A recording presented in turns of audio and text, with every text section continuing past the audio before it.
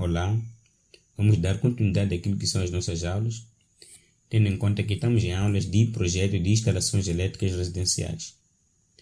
Partindo do princípio que na última aula falamos da iluminação, é este mesmo ponto onde vamos dar continuidade no dia 2.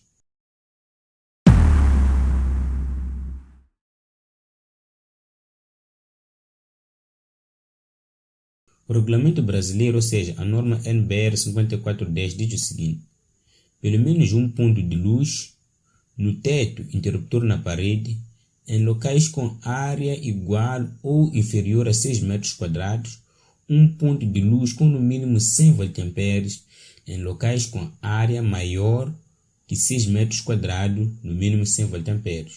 Nos primeiros 6 metros quadrados, um acréscimo de 60 VA por cada metros quadrados internos. Norma brasileira 5410.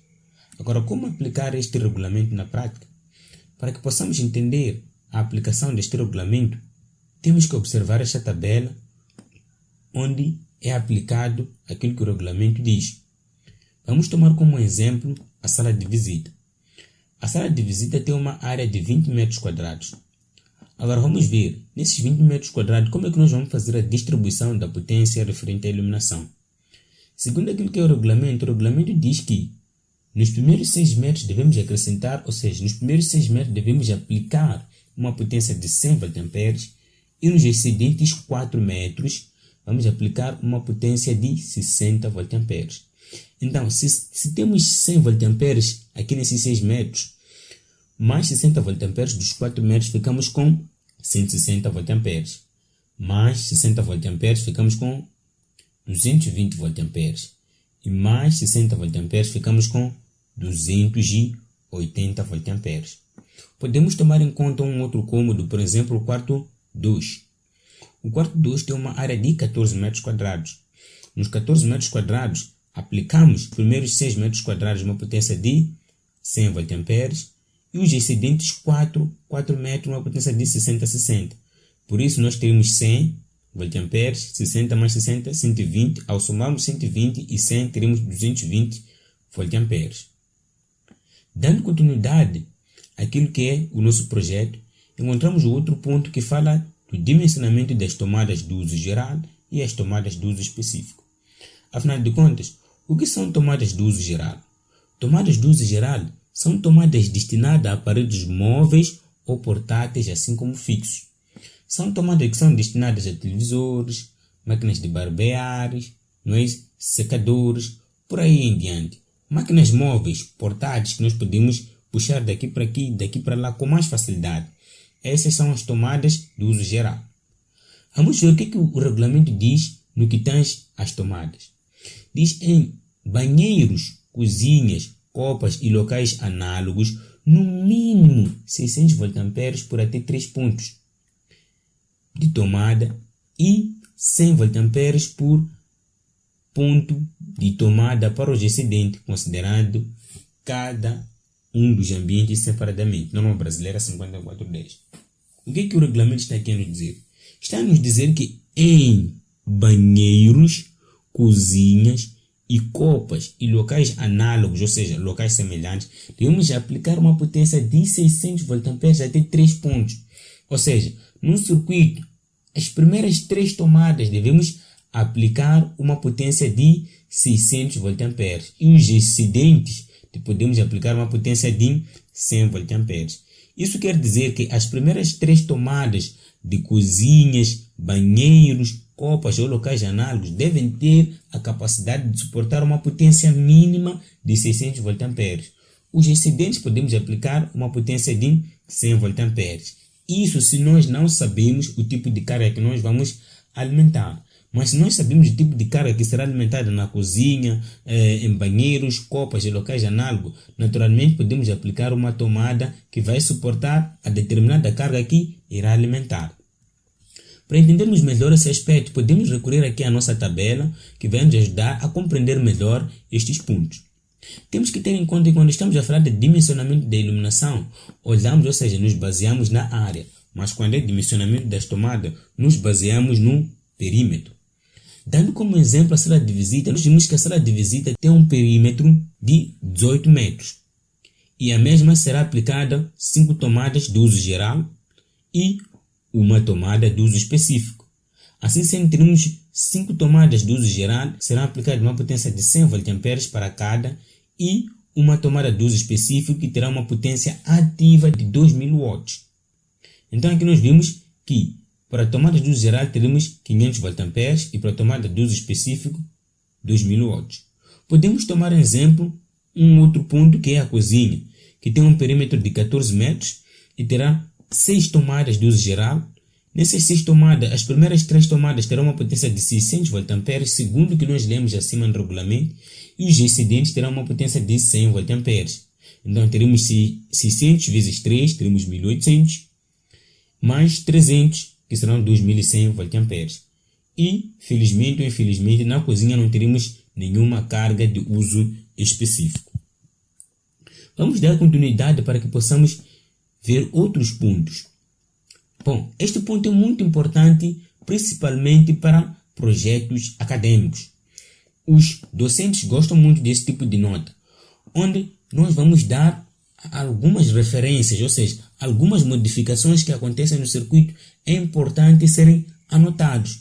Isso facilita bastante na questão, ou seja, na hora da manutenção, pois isso serve como um mapa para o técnico que vai fazer a manutenção.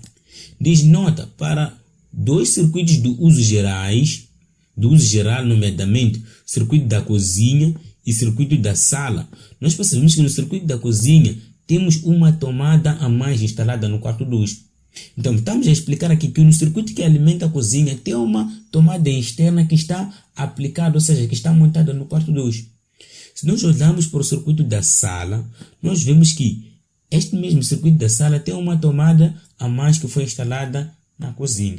Este é um ponto muito interessante que nós não podemos esquecer. Sempre que tivermos esses aspectos nos nossos projetos, devemos fazer o quê? Devemos ter conta de mencioná-los como nota. Continuando, nós encontramos aquilo que é o tipo de carga que será aplicado na nossa instalação. É muito importante termos em conta este tipo de tabela. Por quê? Porque este tipo de tabela nos ajuda bastante naquilo que é o nosso projeto.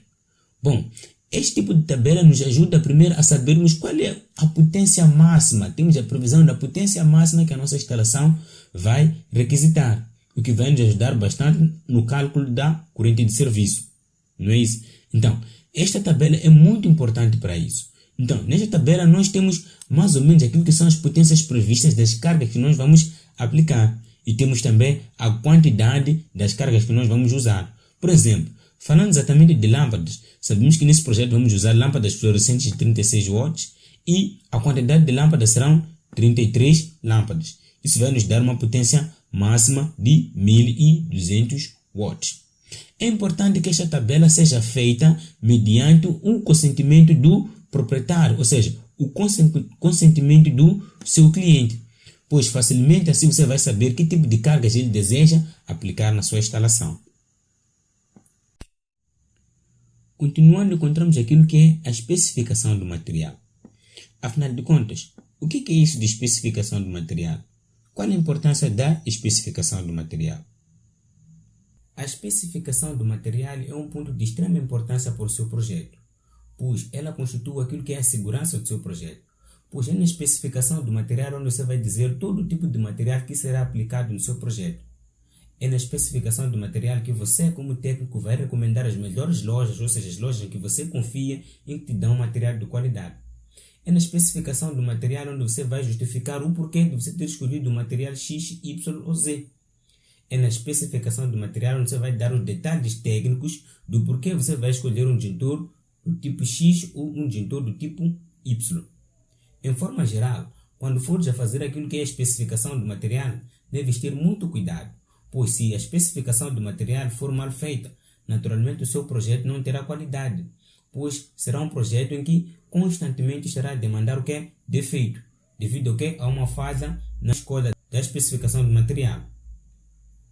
Muito bem, agora que já sabemos o que é isso de especificação do material, facilmente podemos compreender os detalhes que aqui foram descritos no projeto.